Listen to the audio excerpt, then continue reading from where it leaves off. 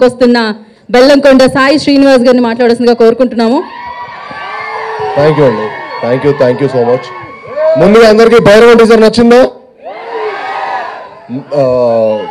ముందు ఇక్కడికి వచ్చిన ప్రింట్ అండ్ ఎలక్ట్రానిక్ మీడియా వాళ్ళకి ప్రతి ఒక్కరికండి థ్యాంక్ యూ సో మచ్. మీ అందరూ వచ్చినందుకు చాలా ఆనందంగా ఉంది. మిమ్మల్ని అందరినీ చాలా ఏళ్ళ తర్వాత కలుసుకున్నందుకు ఇంకా ఆనందంగా ఉంది.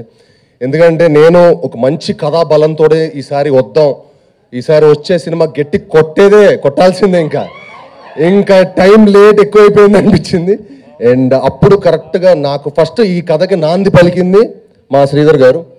ఎందుకంటే జయజానికి నాయక్ తర్వాత శ్రీధర్ గారితో పనిచేయాలనుకున్నాను. అప్పుడు శ్రీధర్ గారికి ఫోన్ చేసి మరీ, సార్ ఒక మంచి సినిమా చేయాలి సార్, మన జయజానికి నాయకుని మించి ఒక బలమైన సినిమా చేయాలి సార్ అని చెప్పి ఆయన్ని కోరుకోవడం జరిగింది. అప్పుడు మేము హంట్ స్టార్ట్ అయింది.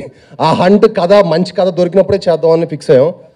అప్పుడు మాకు ఒక మంచి కథ దొరకటం, దానికి ఒక ముఖ్యమైన వ్యక్తి మాకు హెల్ప్ చేశారు. అది తర్వాత చెప్తాను, సినిమా సక్సెస్ అయ్యాక చెప్తాను.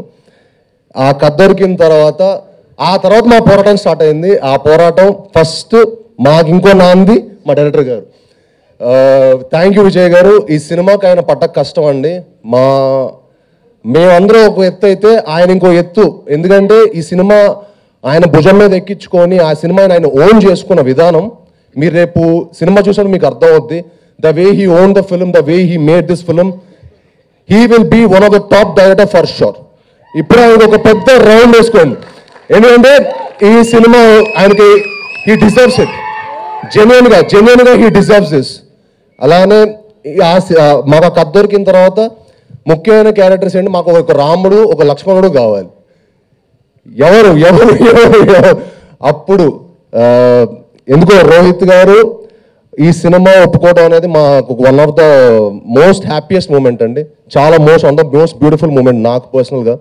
ఎందుకంటే ఆ కథకి రోహిత్ గారు, మనోజ్ గారు తప్ప ఎవరు ఇంకా బాగా చేయలేరన్నంత బాగా చేశారు.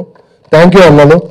నిజంగా నాకు సొంత అన్నల్లాగా ఈ సినిమా నుంచినందుకు, నాకు ఇంత మంచి ఆపర్చునిటీ, మీతో వర్క్ చేసే ఆపర్చునిటీ దేవుడు ఇచ్చినందుకు చాలా థ్యాంక్స్.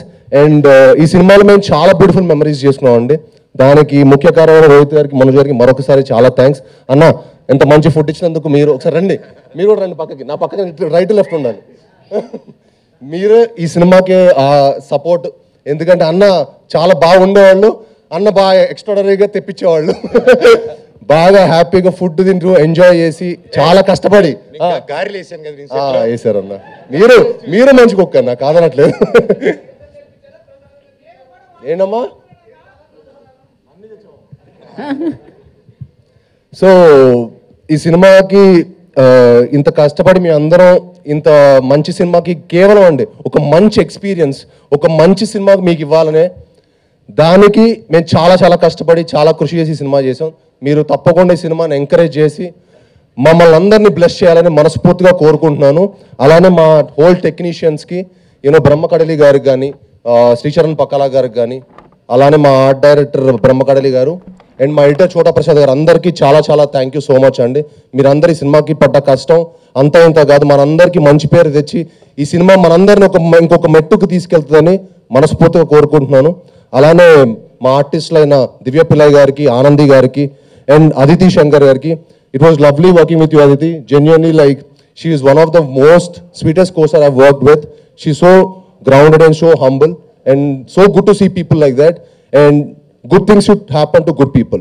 Thank you andi.